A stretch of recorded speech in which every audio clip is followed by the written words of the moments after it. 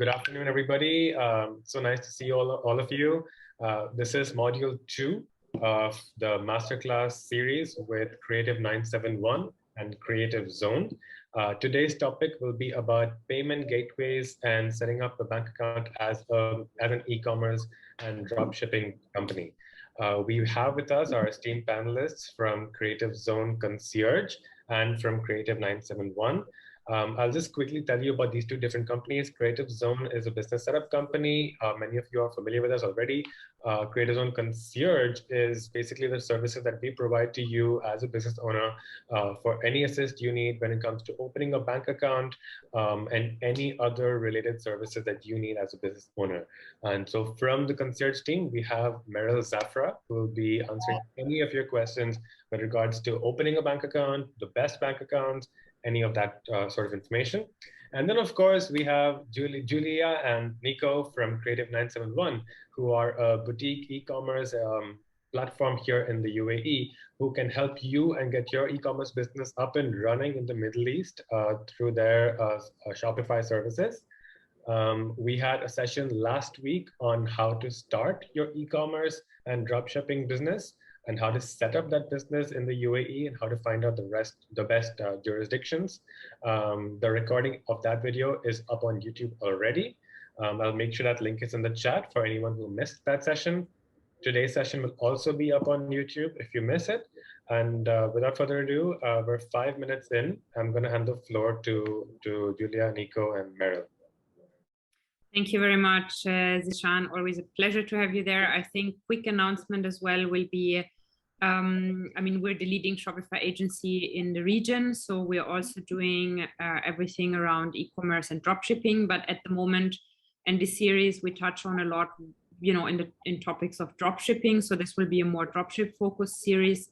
And what's interesting, we're actually running an official Shopify meetup on the 16th of November, which I think Zishan will also then be sharing the link. That will be in terms of a Shopify meetup that is catered around dropshipping. But nevertheless, I think what is also exciting is our personal meetup then on the 25th of November, following the last session of the training series. So yeah, thank you for being here. And I think we can start.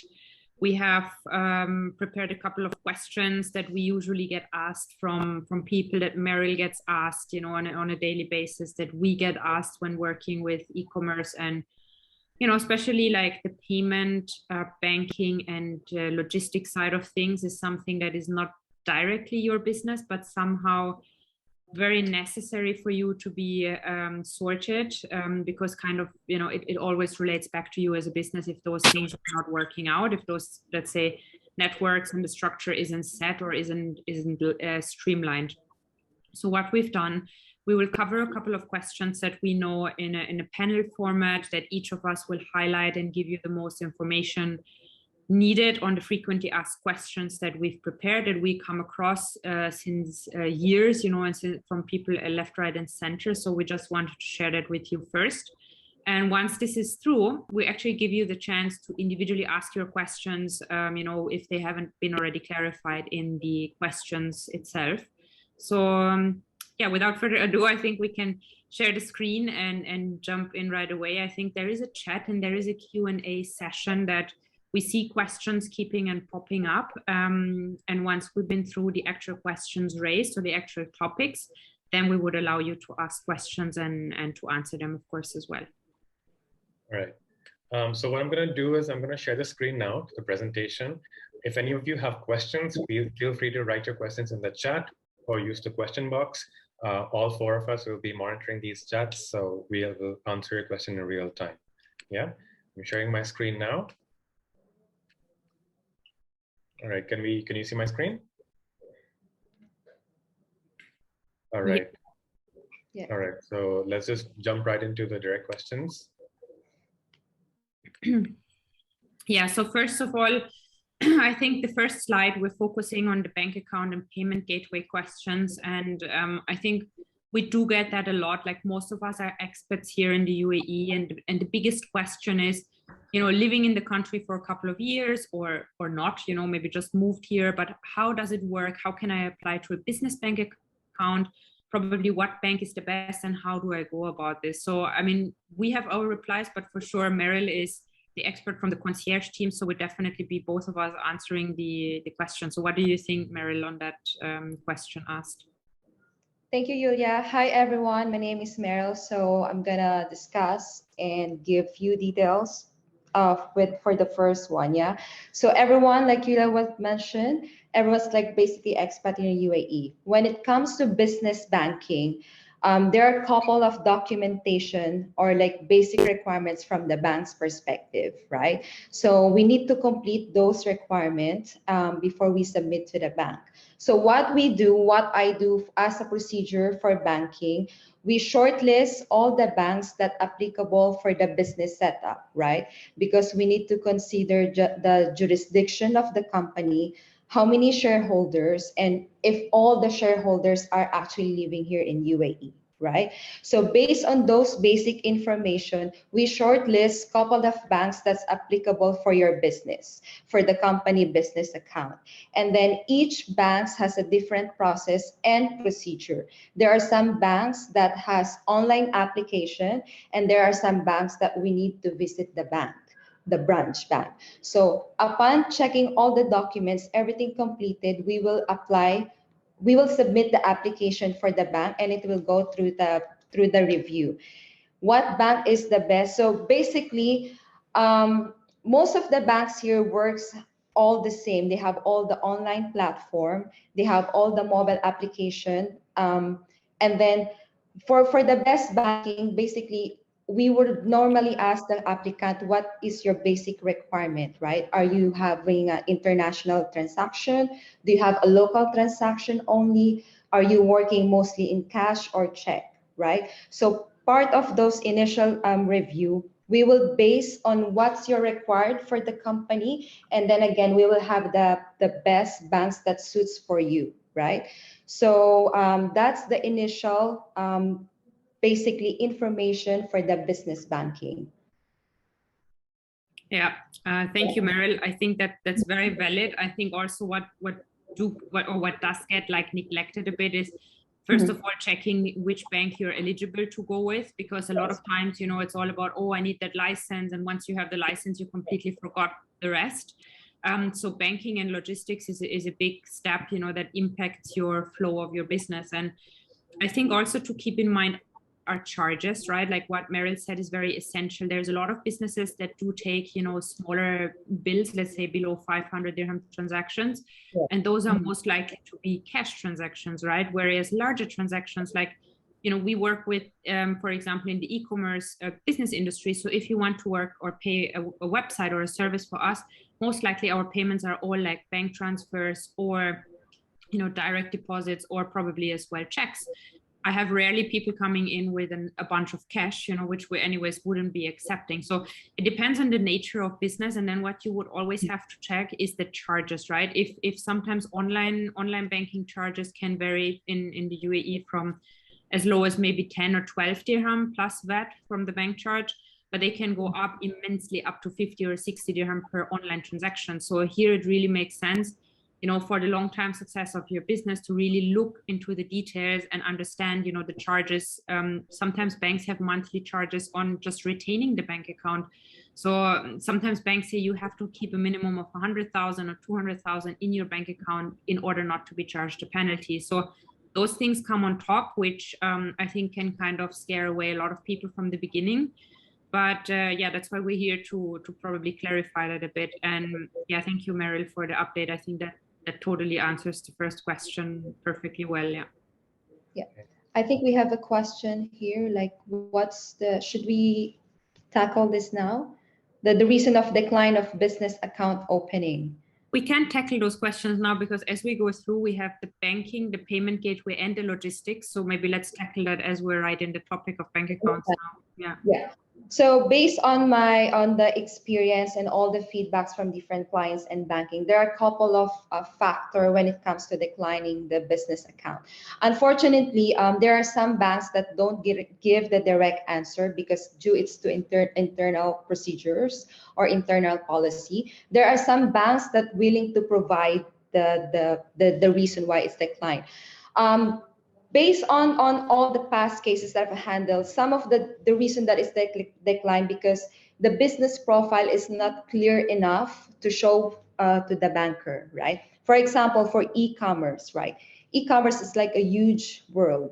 So if we're doing e-commerce, I think we need to at least be straightforward on our business plan, what we are going to sell, right? We cannot sell like A to Z. We need to focus at least what are the business profile or what is your business all about, right? And of course, to add on that, we need to be in line based on your business activity, right? So if you have, for example, a different business activity, you need to be in line as well with your business profile. So basically, it's like your CV, right? I'm always saying to the client, we are the applicant, the banks are the employer. So they want to see a clarification, a clear picture of what your business is all about. So that's another reasons of banks why they have declined, the reason of not successful opening for an account. Yeah, and I think there's another question on Elil. I have ADCB account, company account, and I'm recruiting. Do I need to get salary account? So what is your take on that, Meryl? ADCB, I'm recruiting. Okay, so basically, if you have an ADCB business account, sorry, I have recruiting from my company. Shall I get a salary account? So basically, it's totally up to you, right? So ADCB, they for sure they have a WPS system. As everyone is expat here, they know the WPS system, right? That's the code for the salaried employee, right? So if you have having the business account with that certain bank, it would be better as well if you use us for the salary of your staff or for the salary of yourself. So at least you have one platform for the banking. If that makes sense, I hope that answered the question. Yeah, I think it does answer the question. But also if your staff, for example, has existing bank accounts somewhere else already, it's not hindering you to transfer WPS. It's probably just taking longer to be transferred, because WPS payments are payments you have to register through the salary transfer system. So they will go anyways workable through. Then another question. I think we should pay attention when dealing with cash for the anti-money laundering. That's for sure. I think, Meryl, I don't know if you have further information, but I don't have as much depth because we're not dealing much with cash transactions anyways. All right. So based on all the cases, again, I've handled, basically here in UAE, cash transaction, we can still do transaction, obviously. People are still using cash, but I think 70 to 80% people actually using internal transfer, wire transfers, right? But dealing with cash, it's a little bit crucial, especially if we're talking about large amount of money, right? For example, if I have a business account and client paid me 100,000 dirhams cash, of course, this is something questionable from the banks, right? Because an obvious reason, who will carry 100,000 cash on hand and pay with you, right? Maybe a little less amount would be possible, but if you have continuous cash transaction on your business account, let's say on daily basis or weekly or monthly, you have a huge transaction of cash account, it will be highlighted by the bank, right? Because mostly now is wire transfer, internal, online payment. That's why nowadays most of the banks has the mobile application or the portal for the banking. So when it comes to cash, it's a little bit crucial. That's why I always advise the client, be careful when dealing with cash transaction. There are some country that brings a lot of cash here, right? I heard they still pay cash when they do shopping, when they pay someone. That is totally understandable, but it cannot be continued like all throughout your business account will be cash, right? So there's a lot of involved. There's check, you can receive wire transfer. Cash is fine, but just be careful in the future. Yeah. I think there's a lot of payments to cash. Then as well, is WPS valid for one employee? Yes, it is. At the moment, this employee is under your visa. You have to include it even if it's one employee. This is, as per my knowledge, is it the same for you, Meryl? Yes. So basically, if your employee is under the company license, it needs to be with the WPS, because As far as I know, I think they might question like why your staff is not salaried under WPS. I believe, as far as I know, cash or giving cash or check is not really legalized. Correct me if I'm wrong, if you know about it, Yulia. But as far as I know, it should be WPS if your employee is under your company's license. Correct. If it's under your company visa, it needs to be WPS for the labor department to verify that the employee has been paid according to labor agreements. This is what I know. I'm not sure how about the free zones, but I think as far as Dubai laws go, this is what I would suggest to be safe. But you can always verify that, of course, with your business license expert from Creative Zone. I think they will be much more valuable on the visa or on the status if there is anything from that. But yeah, I would totally say the same. And then I think also Isan has a question on based what Meryl mentioned in the first question answered. So in terms of lesser strict rules, etc., please be aware that banking rules in the UAE are federal laws. They're not individual emirate based. So there is no specific emirate that has less strict rules, etc. So you literally have to follow that on a federal level. Yeah, if I may add to that, Yulia. So basically, yeah, you're right on that. Only the difference would be each bank has their own procedure or different ways of having the first approval, second approval, or how they internally work procedure. But yes, when it comes to basic rules, it's all linked to the UAE Central. There's no such thing as lesser strict. It's just about how they will do their internal procedure upon reviewing and upon doing all the approvals. Correct. Yeah. And I think there is a gentleman, Mr. Leo, if I'm a tax resident but not living in the UAE, so I assume you meaning tax resident in the UAE under company tax, under company VAT, and I open a bank account and get a merchant facility. I think it's merchant facility. Yeah, I guess so. Yeah. I quite do not understand the question. Could we specify that question, or Meryl, do you understand the question? I'm not really clarified because I don't want to mention other things. So maybe if Leo can retype or clarify the question. Specify that question, it would be great. Yeah. We could address that. Yeah. Meanwhile, let's just put forward the next question then. Yeah. So I think, Meryl, that's a good one for you. What are the common requirements I would need to prepare to be able to apply for a business bank and then to basically connect to a payment provider? All right, so basically before payment provider, we need to have a set up business account. So basic requirements is like I've mentioned earlier, business profile. We need to be somehow detailed if we can put our financial plans in the future goals. So at least bank will have a reference. They have a knowledge of, I am, like, for example, I'm the bank, I'm opening for this person, for this business. I need to to understand their business profile, because basically the applicants, the companies, they are using the bank's facilities, right? So if possible, financial, if they could mention it, the business profile, it would be really great, and it would help the bankers or the relationship manager to understand better their business, right? So that's one. And second, all the applicants' CV, resume. I got a lot of questions. They're asking why we need to have a resume or CV. Simply because banks would try to understand if that applicant is well experienced in line with the business they're opening up, right? For example, e-commerce.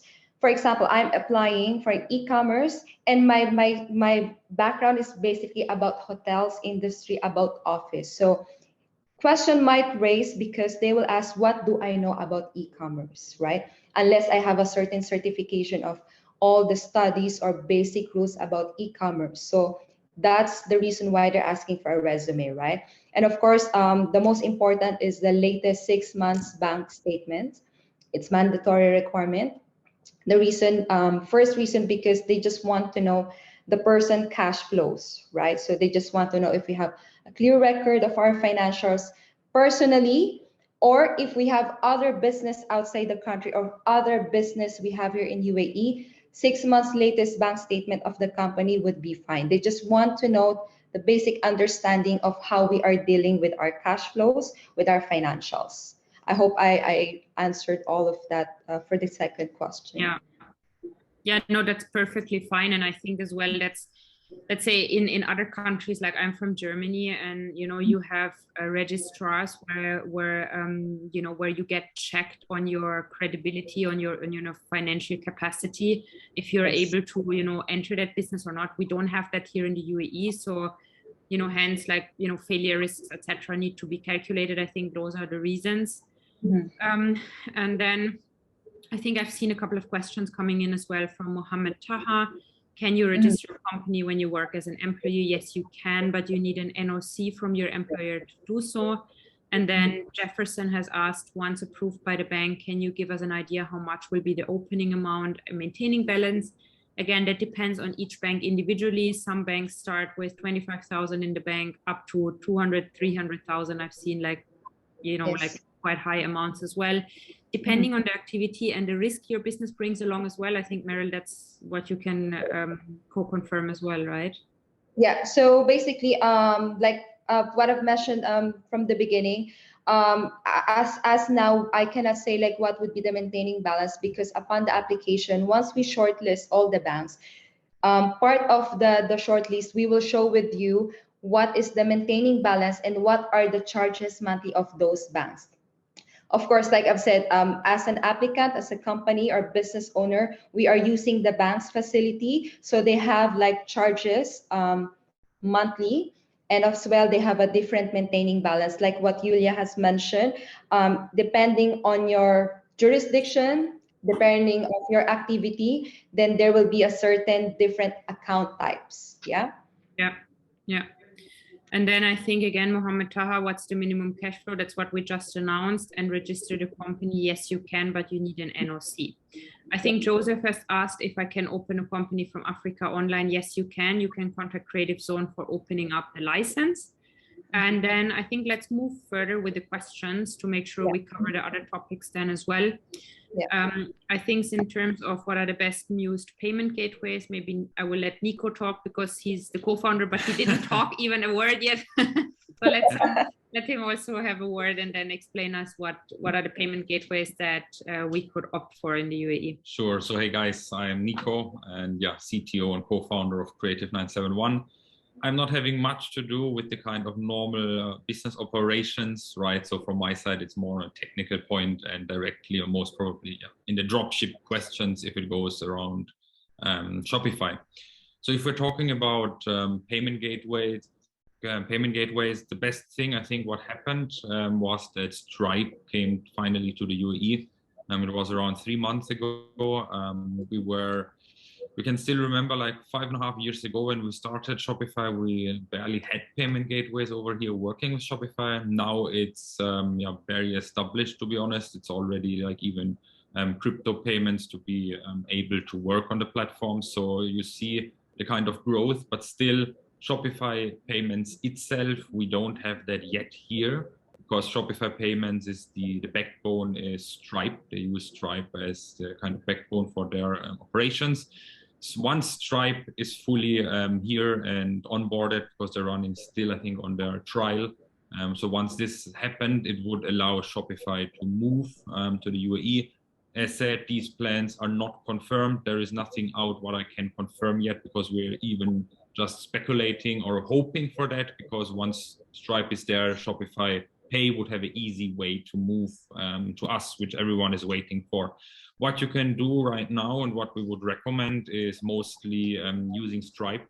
Their onboarding, use very fast, to be honest. It's responsive, as well as you can do the returns in some of the kind direct commands. You can do them within the Shopify dashboard already. This is a big benefit. And we are able to onboard customers faster. I think there's 2 questions from Elil on the let's say credibility into the payment gateway, how quickly it will get to the bank, and then also Niveen's question on if you can use the personal bank account. These are exactly the 2 questions we're talking about now. Like Nico said, I mean, with the payment gateway, there are adaptations, but usually it's not immediately credited, because also, like, let's say the client will return the item, or you would need to go through a refund, you know, instead of the payment gateway to charging back your account and then further charges being involved. They usually have a hold period, which can be anywhere between 7 days to up to 30 days, you know, before cashing out. But this is individually discussed with the payment gateway and upon your, you know, withdrawal reference. So it can be done for sure quicker, but usually it's a 7 to 14 days. Yeah, and some points to be just aware of, let's say from running business, the experience, it's like that most of these companies in other payment gateways, that they will ask to withhold 10% for 90 days. So if you're a business which is very hard or tough calculated on cash flow and income, this is something what you should keep in mind, because even in the agreements, like in a kind of small written part from all of these, you will find that most of them will withhold the money for 10%. This is just because of a caution in case there would be any fraudulent order, or if there would order which bounces or something, that the payment gateway would be covered. This is something only if it comes to cash flow, and if you would not be able maybe to operate the business in your current calculation, if this would be the case. So it's just something you should be aware of. So we see that a lot of times, especially when it comes to jewelry or higher priced items, right? Banks are getting very, let's say, protective over cashing out. So really, again, it's same as what Meryl said. Each one here is to be seen as individual, depending on where you're registered. Also, what's your nationality? You know, sometimes it's also how many years have you been in the country and what experience you have in the business. So it's not a one size fits all answer. It's really individual. But coming to Niveen's question, if you can use the personal bank account to submit it for a business, of course you cannot, right? You cannot do that because if you're trying to get payments on behalf of a business, it needs to match a business license. Some business, payment providers do allow you to apply on a personal bank account, but given the fact that they see you've already applied for a trade license, so Meryl would be able to give her 2 cents on that when applying, let's say, for a trade license with Creative Zone. They will give you a paper and documentation to show to the payment gateway that you are in process of doing your registration, and then they would normally onboard you, even if it's not already issued from a license perspective, right, Meryl? Yes. So basically, for the business license, right? Basically, at least we have a proof to show with the banks, right? That we are in the process for trade license. Here's my passport, and as well take note of obtaining a visa and Emirates ID, because this is really mandatory. So with all those timeline, of course, you could start meeting with the payment gateway. Of course, some other banks might meet us to have initial discussion, but of course those are important, and of course at least we have a justifiable documents that I'm on the process of my residence visa, my business license, and then by then if you show it with the payment gateway, they will do their parts to fill up the necessary form on their behalf, and then you could start doing all the procedures. But of course, license is very important for you to use for the payment gateway. Yeah, that for sure. I think that's also leading up to the question in terms of, is there an alternative solution about Stripe? So also bringing in Anupama's question on CC Avenue. Now, again, it's the same story about the banks as equally as it is with the payment gateways. You do have payment gateways that are requesting a monthly payment. You do have payment gateways that only charge on transaction base. So you cannot say, is this in this payment gateway good? Like you cannot say, is this in this payment gateway good? Is this in this bank good or bad? It depends individually on your requirements, on what platform you use. Is CC Avenue good to be using for Shopify? No, certainly not. Is Stripe good to use Shopify? It's the best you can do. On Shopify particularly, you know, do you look at other platforms? Do you look at WooCommerce? Do you even look, at just sending payment links without having a website yet? You know, there's a million factors, and I think that's what makes it so complex to understand, and that's why you need to come either talk to, Creative Zone or talk to ourselves when it comes to the specific case, because we have been through so many multiple of people and scenarios that, we know what works and what doesn't. I mean, from our end, more on Shopify and e-commerce. But I think from Creative Zone more on the, on the actualization licensing factor, and like Meryl said, based on your activities and measures. I think the most thing you should keep in mind is, trying to look what do you need for your business and what is most important, what do you want to achieve, right? What's the objective? And I think that would help mostly to understand, what questions to ask and where to go. Mm-hmm. There came another question in regards of transaction fees from payment gateways, that it's like 3.5%. This depends, as said, on your business, because if you're a new startup, right, if you have not done any kind of online transactions, it might be 3.5 if it's American Express, but it should be somewhere between 2.5 to 3 for normal debit credit cards within the UAE or GCC. But then it will, kind of vary based on your order history. So for example, if you're able to provide order history of 100,000 dirham, definitely, or you should get better rates, right? So this is something which, which depends on the payment gateways itself. As Julia said, some of them maybe ask you for a higher monthly payment. At the same time, they can reduce them, but this is something which you would need to clarify with them. Yeah, totally right. And sometimes it makes sense not to take the cheapest, but maybe the one that's most flexible and works in your favor. So but definitely here to help. I know there is probably a lot more questions, but I think, Zishan, let's probably move on further because we've passed almost half an hour on business banking. Let's also spend some time on logistics, because that's equally a huge part when coming to e-commerce in terms of shipping. How do you master that? What are, the biggest hurdles here? So I think I would let Nico also to lead on this, but let's say coming to the first question, what company is a good option for delivery partners in the UAE if the company is a startup and has only 5 to 10 orders per day at max? From the experience of the business and what we hear or what we know from the agency, just everything about e-commerce, right? It is more about, again, what you would want and need depending on your products, right? Let's say if you would be selling furniture, beds or something just bigger, bulky, right? Or even mattresses or whatever you might do. You can call some of them like Aramex, they won't take your order, right? So then you would need to have some other ones in place which you could use. So defining on your business, let's say if it's a traditional normal e-commerce business, which is most probably accessories, jewelry or fashion, clothing, this is what we usually see most common, right? You could use any of these. Most of them are working with Shopify already together. They have an integration, which means all of the information of the order will automatically go from the order from your Shopify dashboard, and admin will automatically go to the shipping company or logistics company, as well as then we have other options. Let's say in dropshipping. In dropshipping, you wouldn't need one because the manufacturer would directly ship to your customer.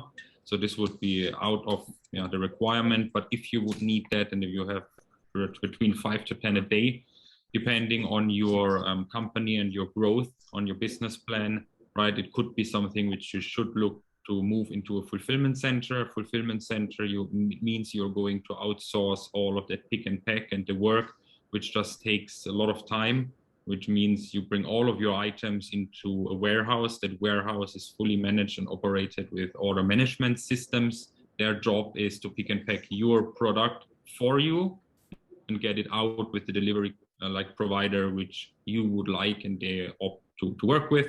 For example, one which is very good and is opening his third warehouse next year, it's Automize. We work with Automize together.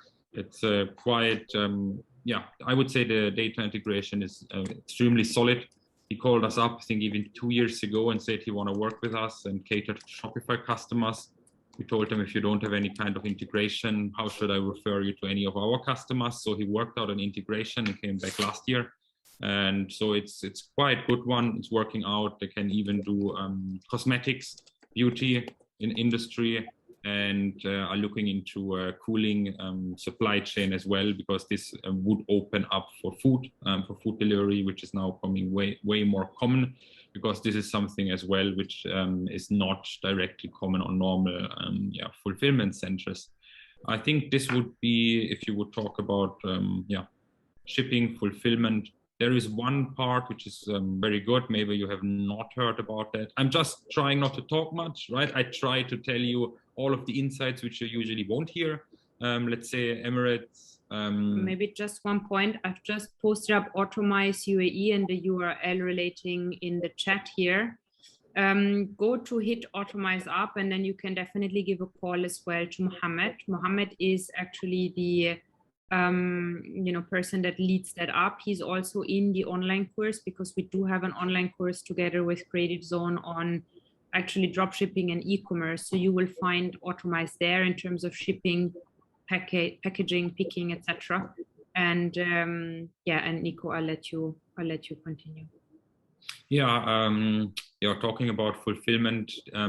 Just saying that depending on what your business needs, I would say that Automize is the most flexible at the moment. For example, we were talking about customers which had like quite bulky products and heavy products, right? Even if you would think about maybe cat litter or whatever you would maybe think of, or the dog's food, which is quite heavy, right? These are usually products which are extremely expensive because of the volumetric rate which will be applied. So let's say if you ship within the UAE, there are solutions which do up to 20 kg the same prices, depending on let's say it depends on your requirements. Mohammed Automize would have a solution. That's why we usually like to work with him, because it's easy, it works, and we can recommend. Yeah, and then thank you, Abdul Basit. We saw that you shared your details, and definitely thank you for your kind words. Definitely happy to take that up. Personally, like if you want to reach out to us, we also have your details. Feel free, so we can set up a separate call.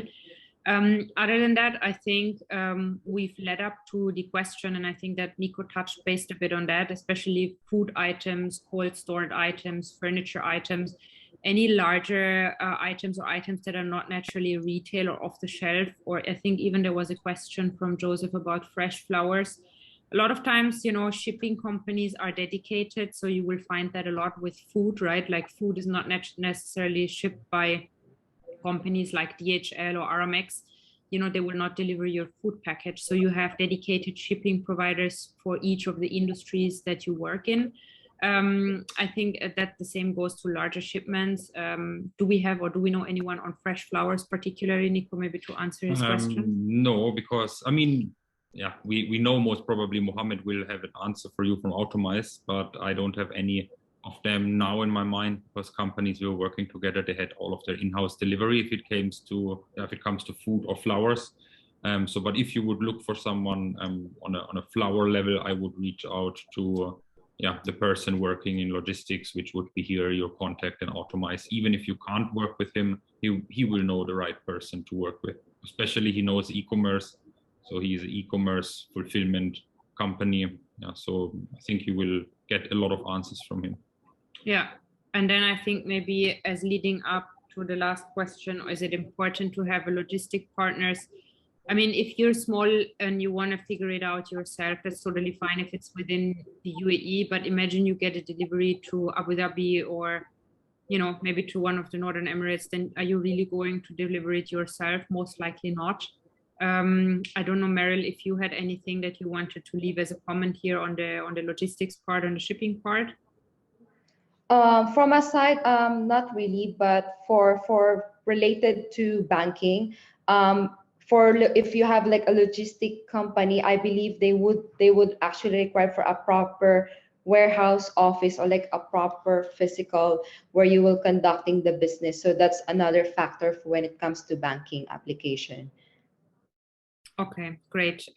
So here there is, what about cosmetics? Yeah, Automize takes care about cosmetics. So if you want to store it, even with them.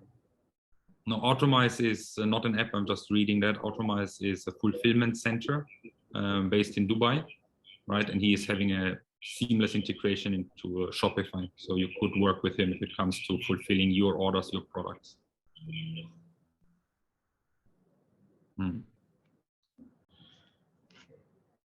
Yeah, I think if it's important to have a logistics partner for a startup company, usually what we try to recommend, even from Julia's side on the mentoring, or if we have our trainings, our startup trainings going on, it is more that you should focus on really important stuff. You should not focus on daily operations with logistics or even like having kind of issues there. So what you can do and what you should do is just outsource that, right? Like all of these fulfillment centers and houses, they do have insurance, so your products are insured. They're laying there. It's not nothing which you would need to be afraid of, and the product is faster at all. It is just easier for a shipment, and you could fulfill even the same day delivery if you would work with fulfillment centers, because it's just what they do for their business. Yeah, I think those are the points that we had prepared for you today.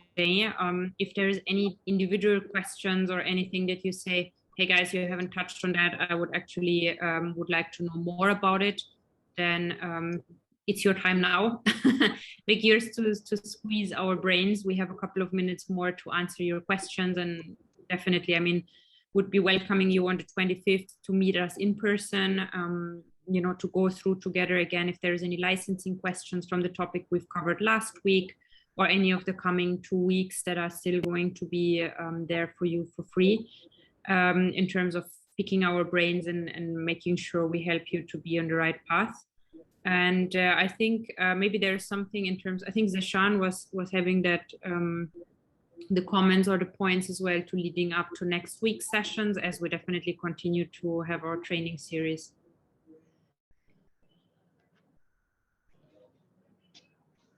Zishan? Yes, I'm just going to share some links on the chat. I'm going to share 2 links. One, which I received from your team, Julia, for our Shopify event. Maybe you want to talk to them about that. Mm-hmm. Yes, so for the Shopify event that Zishan just posted here, it's literally focusing on the dropshipping. What we're doing, and that's why it's called Shopify event. It's a Shopify direct, you know, hosted event. That means Shopify is attending that event, is also speaking at that event, as we're the leading Shopify agency in the UAE and Middle East. We are doing the events for Shopify, and we will be having a focused session not only on dropshipping, but as well on, you know, insights over Shopify, a couple of updates on Shopify about our region. So if you're a Shopify focused business, not necessarily only into dropshipping, make sure you hit up and you attend that event. We will have a digital recording as well and be able to plug that in for anyone who's not available to watch. But other than that, hit up the link and sign up. I think it's equally with the online course as well that Zishan will also share with every one of you, with the discount code that will allow you guys to save a bit of money and understand more on e-commerce and dropshipping as such. And then, as I said, I can't focus more enough than, you know, attending our personal event as well, because that will really, really give a lot of insight. You know, we can, you know, address questions right in there, and you probably have some time to progress and process on the questions we've touched based on throughout the training series. And we'll just give you a lot of time, you know, to ask your individual questions and meet and greet and finally, in person, you know, have a COVID break. And of course, safety measures are applied, but we would really make sure and be happy to not see only a screen and then faces, but to actually, you know, engage with you and help you guys out. Perfect. So to the audience, just to let you know, 3 things. 1, the Shopify event, the link for that is mentioned, which Julia mentioned. 2nd, the online course from Creative 971, there is a discount code mentioned, thanks 971, which you can use. And then finally, the 3rd thing is the actual physical meet and greet we will be having with Creative 971 and Creative Zone at the Creative Zone Business Hub on the 25th of November. It will be at 6 p.m. in our office, Creative Zone Business Hub. We'll have an email sent out to you, and it was also in the first email that you received when you signed up for this program. There are a few other questions if you would like to go through them. Sure, in the Q&A. I've just seen that now. Yeah. Actually, I've seen one about loan. Let me just recheck. I think Let me just have a look. Can I start dropshipping company? Can I get a loan from angel investor in UAE? So basically, when it comes to loan, and especially for business wise, it's tougher nowadays. So basically, before we apply for loan as a business profile, they will have a look your basically your financials. So you need to have a business account first on that. So once we apply, they will have a look at least latest couple of months transaction. They will have a study on your business profile about the company, and then it will go through initial approval. So it will still go for like somehow a proper procedure for the banking side. However, it's not that easy unless all the tick box from the bank perspective, they might able to approve it. But then again, it will still go through a lot of documentation and approval. But of course, company wise, they could still try and apply for it. Yeah, great. I think also I've seen a question and I've just answered. I've sent it the link from Automize again, which is the fulfillment center. And I've shared the details on the course. So there's as Zishan correctly said, 3 things. The first is our online series, what we're doing with you guys now, which is a weekly training series on dropshipping, where we have a final event as an in-person event. So that's one. Second thing is our Shopify meetup, which is next week. That's not an online course. That's like a live webinar, like what we're doing now as well, but focused only on the topic Shopify. And then thirdly, we have an online course that we have shared a code, thanks 971, that will allow you to actually claim a discount when you want to go for the online course, dropshipping course. I think Zishan has just shared it up again in the links. So sorry if that was a bit confusing. I know it's a lot of topics and a lot of different things, but it is happening. You know, November is usually the period where a lot of people get prepped. We have a lot of online events, and you see the kind of Dubai business is coming back to a bloom, and definitely leveraging on all of the points. So if anyone has, you know, their business in store and they're saying, hey, I need to digitally transform, I need to be ready, I need to, you know, attack the market in a smart way, then this would be your time to reach out to us, whether it be business license requirements. I think Meryl is more than happy as well to discuss on, you know, taking forward on the concierge side, and our side would be more the e-commerce website and services around you're bringing your business online. And yeah, I hope I've answered all the questions, or did we miss anything? Zishan, we're clear, right? No, I think we're good. Amazing. Okay. Great, then. Yeah, thank you. I think leading up to that, we'll be back next week, same time, same day, with the topic that Zishan knows, the next week's topic. Maybe let's give it a peek. Yeah. So next week, we will be having, of course, Nico and Julia with Neha Thomas from Creative Zone, our head of marketing, to be talking about how to be promoting, marketing, and figuring out a sales strategy for your e-commerce business.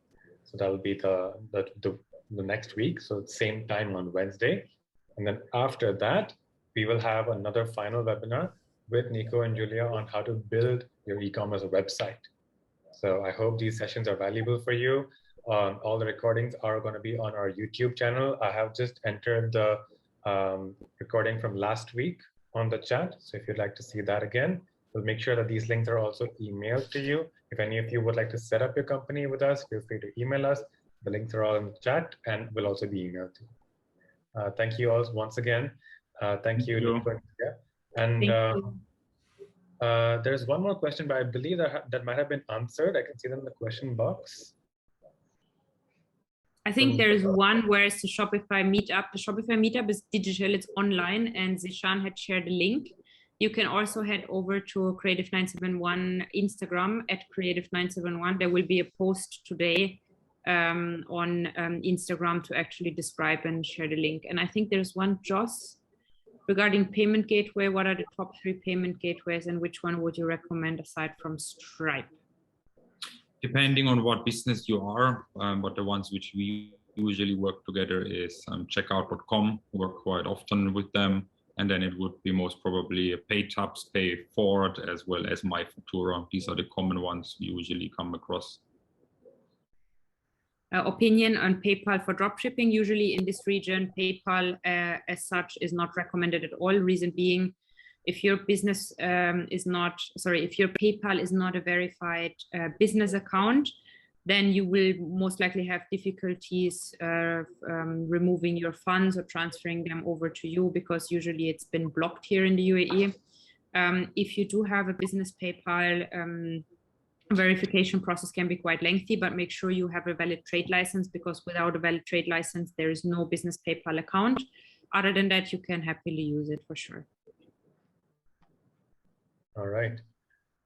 Thank you once again. And thank you so much, Meryl, for being a part of this. It's actually Meryl's birthday, so I want to give a huge shout out to her. Oh. Thank you, guys. Thank you. It's been a pleasure to be part of this webinar. I'm looking forward as well for future webinars. And here we are happy to provide information and happy to help, our future clients and all. Basically, thank you as well for all the people who joined, and I hope you learned something from my side. If you want more details about when it comes to concierge, business licensing, and banking, please do reach out to us, and we would definitely assist you accordingly. Excellent.